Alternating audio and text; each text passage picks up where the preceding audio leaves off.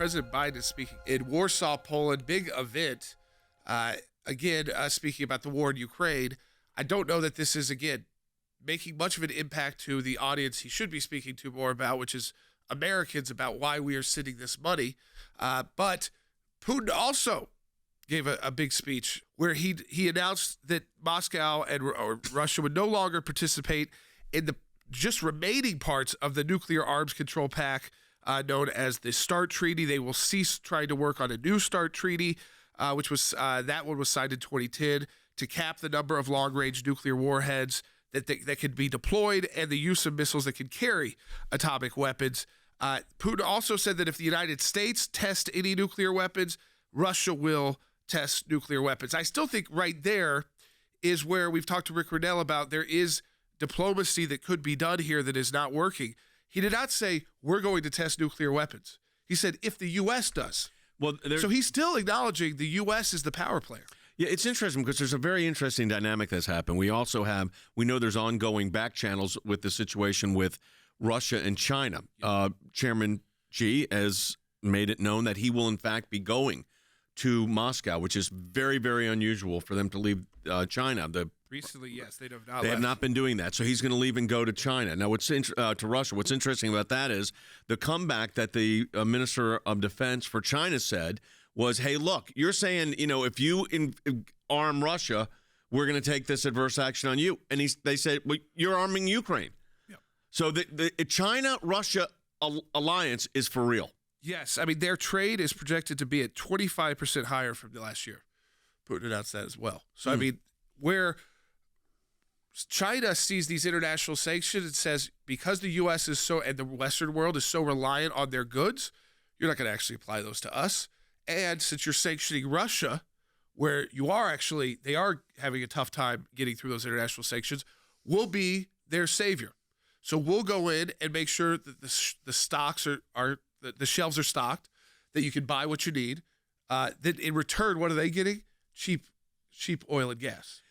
So they're getting, for Chinese economies benefiting, and Russia's benefiting because the people aren't feeling the burden that sanctions would usually impose. There's another aspect of this which I think is interesting, and that Wes Smith's going to get into, and that is we are, by sending them the amount of munitions we're sending to Ukraine right now and the amount of money, we're depleting our own reserves, which makes us less of a geopolitical military threat, especially if China continues to eye any kind of transaction with Taiwan, which is likely. So you've got this. It's a very interesting world scenario right now. We're in a geopolitically different place. Part of it is when you have a weak foreign policy and your adversaries don't assess power, they do this. Now, NATO is saying they're increasingly concerned that China may arm Russia. Does anybody for a moment think that NATO saying we don't want you arming Russia is going to tell the Chinese government that they're not going to do it? But that's where diplomacy really comes in. Rick Rennell talked about that yesterday. You've got to be, war is multidimensional. It's diplomacy, it's the art of war, physical combat, it's trade, it's all of it. And I think we're just missing it right now, and we're starting to pay the consequence. And then you don't even want to get into what's happening domestically with people in Ohio that are still having a toxic spill on their hands, and the federal government nowhere to be found. No, so we're going to take Buttigieg has not been there yet. No, I can't even believe this. First, he blamed the Trump administration for a policy that was actually changed before that they went in. It was 2015. Now he is blaming Norfolk Southern, but taking no responsibility for our infrastructure problems that they told us were so horrible. They told us our infrastructure was bad. It obviously is, but they don't want to put money into railroads. They want to put money into wind farms that kill whales. Environmentalists are now saying it's bad. Yes, because the wind farm industry was another scam pulled on. It's bad for the environment, horrible for the environment. We'll be right back.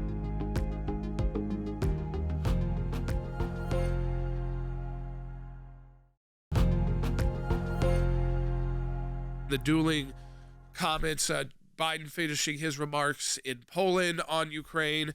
Putin delivered his remarks before that. I want to play some of you from Putin today on the nuclear issue specifically, and pulling out completely of whatever was remaining of the nuclear arms pact with the U.S., which was kind of teetering on not being very relevant anyways, but he announced today they're totally out of it by 20. it is absolutely unacceptable that the United States is redefining the world order based on their selfish interests. And now, using a representative of NATO, they provide ultimatums, and Russia has to follow what we have signed for, including START treaties. And we're going to do as we please. That's a big statement right there at the end. How that translated, I know that translator's having a little tough time with the translating verbatim. Yeah. What they got exactly right at the end was, we're going to do as we please. That's a huge statement to the world for a country like Russia, because, again, saying that means we're not scared of the United States. Well, I think that's the biggest takeaway. Colonel Smith, I look at two things here. One is the United States is pushing back on Russia, saying China saying, "Hey, don't be selling weapons to Russia, or we're going to, it's going to be an adverse reaction." And then number two, Putin saying, of course, his response to that is, the Chinese response to that is, well, you're selling weapons to Ukraine. And then, of course, the pushback that Jordan just mentioned, which I think is even bigger, is we will do as we please. Yeah. That's a big escalation in events. It is a huge escalation. And, war is frequently, without our intentions, they spiral out of control. I have a blog going up this afternoon about our unique and troubled relationship with China. China right now has more launch sites for nuclear weapons than Russia or the United States. And I know last week President Biden said we do not want another Cold War with China. In fact, Jay, we are already in a Cold War with China. But concerning this new SALT treaty that he says they are suspending, it limits the number of deployable nuclear warheads, not the number of warheads. Between the U.S. and Russia, there's 13,000 warheads. What this does, it takes those that are deployable, they're ready to launch, and limits them to 1,550 each. It also allows inspectors 18 times a year in each country to inspect the sites. This is what President Putin has suspended. But here's the deal. Russia has not kept this treaty, abided by it since 2020. So he suspends it, but in the meantime, he hasn't been honoring it anyway. But you've got two world powers with China and Russia, Andy. I mean, these are two world powers that have a long history of tension, both tension in their relationship, and the common enemy then becomes their binding force, which I think we're starting to see. What's your sense of it? Well, my sense of it is that what Putin is doing is pressing with great vigor this concept that is embedded in the Russian mind of manifest destiny. Manifest destiny means that it is our destiny to recover the territory that was once the Greater Russia, and that includes Ukraine, which is a breakaway republic that belongs to us. And we are going to do whatever is necessary, ally ourselves with whatever is necessary, just as he said in this quotation that we played. We're going to do as we please in order to effectuate our manifest destiny of realigning this great czarist Peter the Great empire of Russia that existed in the 18th century. Let's play this other statement by Vladimir Putin. I mean, they're rewriting history while they're doing it, but here we go. I want to repeat, it's they who have started the war. We have used and are using force to stop it. But you know how they define it, Wes?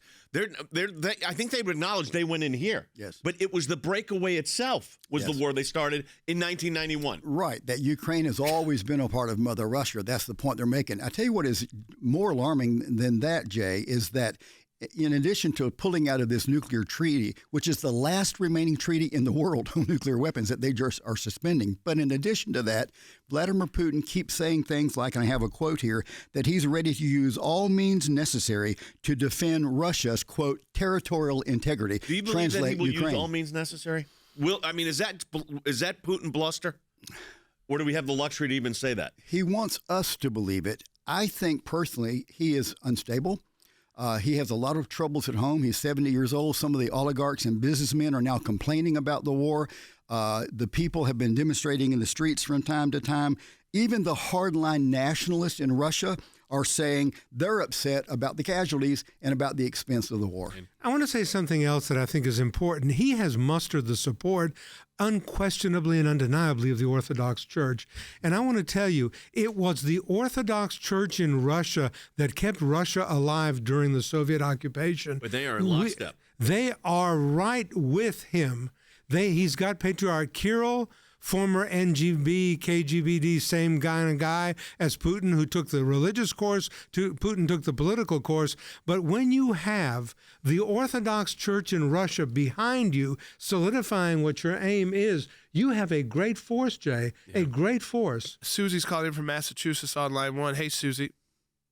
Hi, thank you very much. Sure. All this money that is going to Ukraine, and I'm very supportive of Ukraine. My dad was born there, and I want to see an end and a win for Ukraine.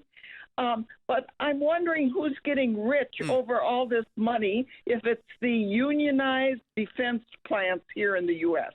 It is defense manufacturers, of course. I mean, there was a push to say, you know what, when we calm down Iraq and Afghanistan, and yes, we were spending under the Trump administration, remember, to rebuild our own military. So they were not like they weren't making money, those defense contractors, but they like a good war because that means you got to reproduce new missiles and you got to build new tanks and you got to restock. And there's always that back and forth in Washington. It doesn't mean those companies don't do great things by keeping us ahead, if they are still technologically.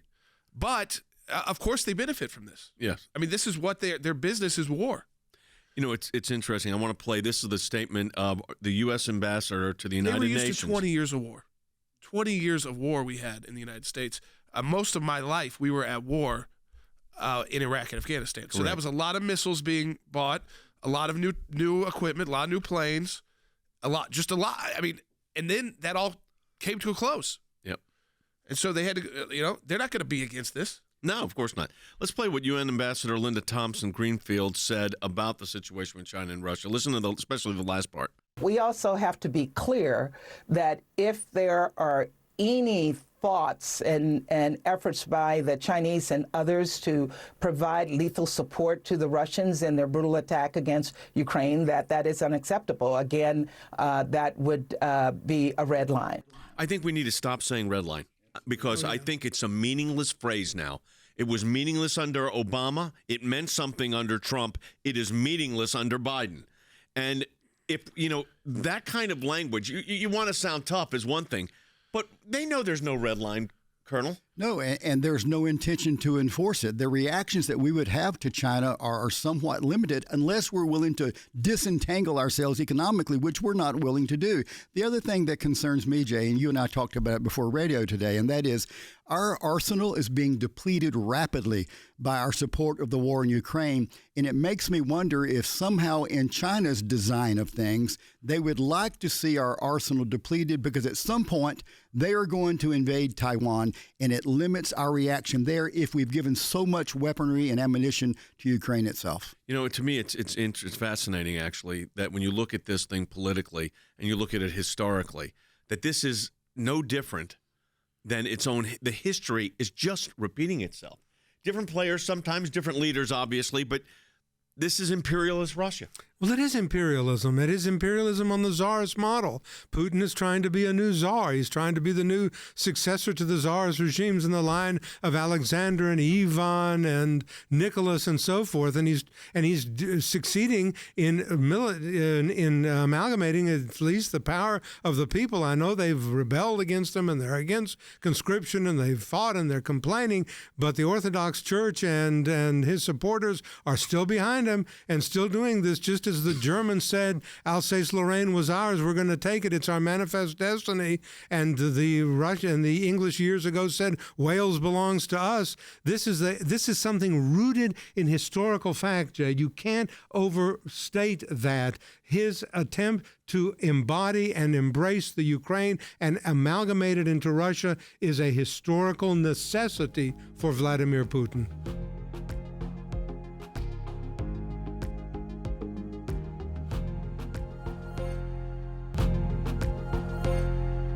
So you had Putin addressing I guess it was, I don't know if it was the legislature directly or supporters, but he made a big speech in a kind of a grand room about doing what they want, no longer abiding by any kind of the nuclear treaties that we've got with the United States, which they were barely abiding by anyways, but anything that was left there, they were done. And then Joe Biden was in Poland, huge event. I mean, got more people showed up there than would show up here in the United States for any speech by him. And again, just kind of saber rattling with no end in sight. That's the big problem with the Ukraine issue, is not so much people are against a war of aggression and don't like seeing the imagery, and if they could do something about it that would bring it into it and explain it to us. But instead I see Jake Sullivan and Joe, and they're so giddy over there. Like when they were in Kyiv, like they thought it was so cool that they're in a war zone and they get to go meet with Zelensky. And that's what you have to realize in this part of the world. There's a lot of propaganda going on because they all stem from the USSR, everybody there. There's a lot of corruption. And it's not to say there's not a good and bad guy here, because one guy, Russia, invaded a country without a real purpose. Because even the NATO discussion, they were toying with NATO. NATO could have rejected that immediately. And that was a 10-year plan. So maybe there were some missteps by the Ukrainians, but ultimately they were invaded. It is a war of aggression. But you can never tell the American people how this comes to a close. All we're told is we're not going to send this, and then a month later we send it. So we know F-16s are going to show up there. Of course. But, how long does that take to be operational? It's got to be like a year. I don't think that the missile systems that we sent are operational yet. That was months ago, and we said we weren't going to send those. Then we weren't going to send tanks. Then we did send tanks. So you can't believe anything out of the administration. Let's go to the phones. Peter in Ohio on line 1. Hey, Peter. Hi, guys. Thanks for taking my call. Sure. My question is, what's your opinion on how the president and his administration are doing in defending our country, which is their number one priority? Yeah, they get an F, to be honest. Yeah, you look at the border, yeah. It's an F. You look at now the northern border, it's an F. You look at a war in Eastern Europe, it's an F. You've got conflict with China, where our defense minister is not in a speaking relationship with the minister of defense. Our secretary of defense is not speaking to the minister of defense in China. So they get an F on the global stage. We technically right now have a better diplomatic relationship with Russia. There's at a war that we're funding the other side, and we can speak to them because they had to before Biden made that quote surprise visit to Kyiv yesterday. And they had to put the phone call in. They were able to put the phone call in. Right now, if you tried to do that with the Chinese defense minister, he's not taking the phone call from our Secretary of Defense. And then you called in from Ohio. We're not taking care of our own people in East Palestine. The mayor of East Palestine, Ohio, was on with Jesse Waters last night on Fox News. And the final question to him was about Joe Biden showing up in Ukraine. Take a listen, bite one. Before we let you go, you saw President Joe Biden over in Ukraine. Did that make you feel slighted in any way? Absolutely. That was the biggest slap in the face. That tells you right now he doesn't care about us. So agreed. He can send every agency he wants to, but I found that out this morning in one of the briefings that he was in the Ukraine giving millions of dollars away to people over there, not to us. And I'm furious. On President's Day in our country. Yeah, President's Day in our country. He's over in Ukraine. So that tells you what kind of guy he is. Pretty straight language, pretty straight talk from the mayor of East Palestine. And again, we said it's important visuals to people. They know that the president shouldn't show up 2 days after because it's a mess. But 2 weeks after, now we're getting close to 3 weeks after. They could have done it. It's something you could do. And do it because it draws the American people's attention to it. It helps fundraising for nonprofit groups that are providing assistance. And it makes sure that the country doesn't forget that this is far from over.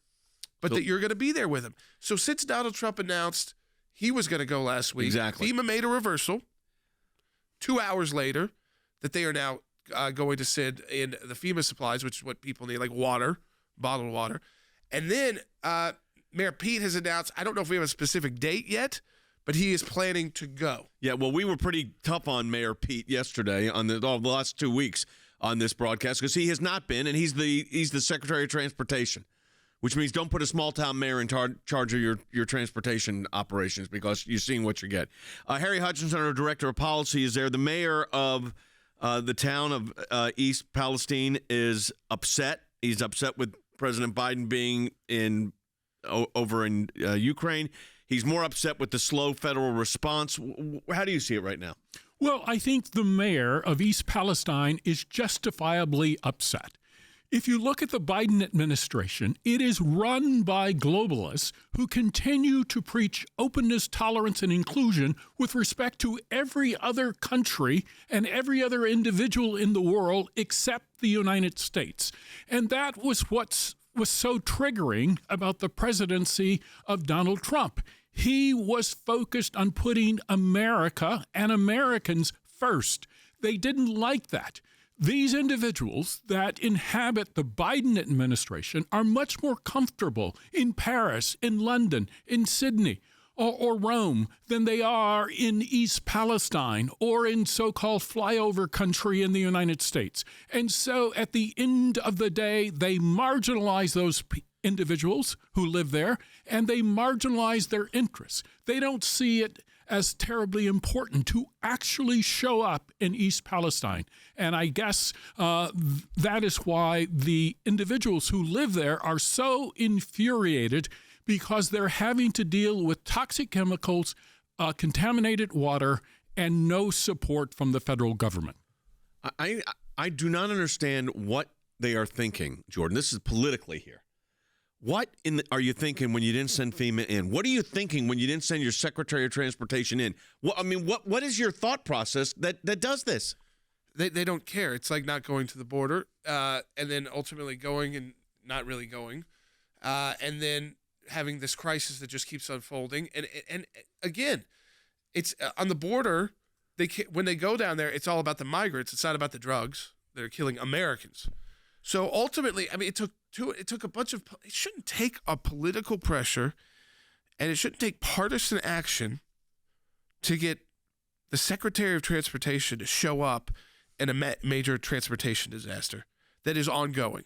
And again, they sent that EPA administrator. That was scary to people who said, if your house was specifically tested, maybe the water's okay there, but they didn't test every house. And the governor said, I wouldn't do that. Right. And you had like J.D. Vance, other folks there saying, just look at the water. You can't drink. It's blue, and all the animals are dead. But it begs the question, Harry, of why would you not send in the cavalry?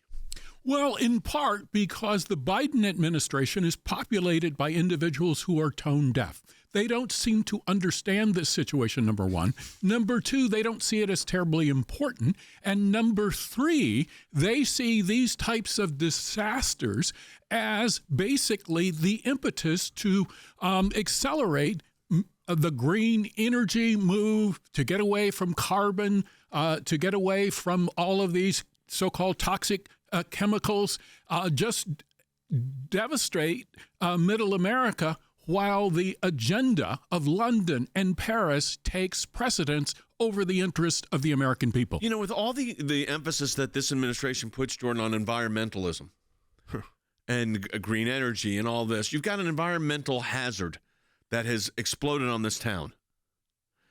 And yet, I'm not hearing, where are the AOCs of the world? Where are these other people that would normally be speaking out? I hope it's not because this area has gone conservative in the last election cycle. I don't know if I call it that. They just went Republican because they are the real. When you talk about forgotten man that Joe Biden talks about, this is that area of the country that was booming until only the 1970s. It's been a long time since they've been booming. Yep. Okay, this is well before I was born. These were on cities that were facing a lot of economic trouble, and with all these new developments, they're not getting them. No. And one of the reasons why is they relied on traditional forms of work and labor, and Democrats shut all that down. With the EPA and other groups, you can't. The factories that were there are no longer there. They're in China now or other countries. And besides that point, they don't actually care about. It's not about really the environment. It's about their agenda. And so this doesn't fit into the agenda. Like Harry was saying, this again. It's a old school railroad. So now their blame is going to. First, their blame was on Donald Trump. That didn't work because the law that was changed, he was blaming on. That was 2015, which is before President Trump took the oath of office, and they haven't changed the law since the 2 years they've been there. So that's one. Then he's now blaming on Norfolk Southern. They have some of the blame, but there's an interesting back and forth between the infrastructure and the railroad company that uses the infrastructure, and we passed that huge infrastructure bill. I'm not saying that would have worked immediately to fix it, but I don't see anybody out there in all the railroads I drive by fixing any of them. So Pete Buttigieg, I'm honored to serve as the Secretary of Transportation and help build the kind of infrastructure that creates jobs. There it is on the screen, empowers all, and keeps travelers and workers safe. He's failed on every single situation. Airlines, airplanes hitting each other on the ground, almost while they're landing. Trains derailing. Crumbling infrastructure in our cities. And, they've been in office for 2 hours, 2 years rather. They act like they've been in there for 2 hours. They do. But they've done nothing. Again, not only do they do things that we disagree with, they're not even doing things that we can all agree with. That's the difference. If they were going to do all their diversity training but also keep the railroads, it's like, yeah, we wouldn't necessarily like what they were forcing on government employees and other industries, but at least they were, as that caller said, keeping Americans safe, which is their number one job. It's not about making Ukraine great again, which I've said since the impeachment against Donald Trump and that obsession with Adam Schiff on the Ukrainians. It's first step. You know what makes Ukraine great again? A strong America. What makes China weak is a strong America. What makes Putin weak is a strong America. And so if we start at home and we're strong, our allies and friends are strong and our enemies are weak. They don't really see it that way. I don't know why. It's pretty basic. Support the work of the ACLJ by going to aclj.org. That's aclj.org.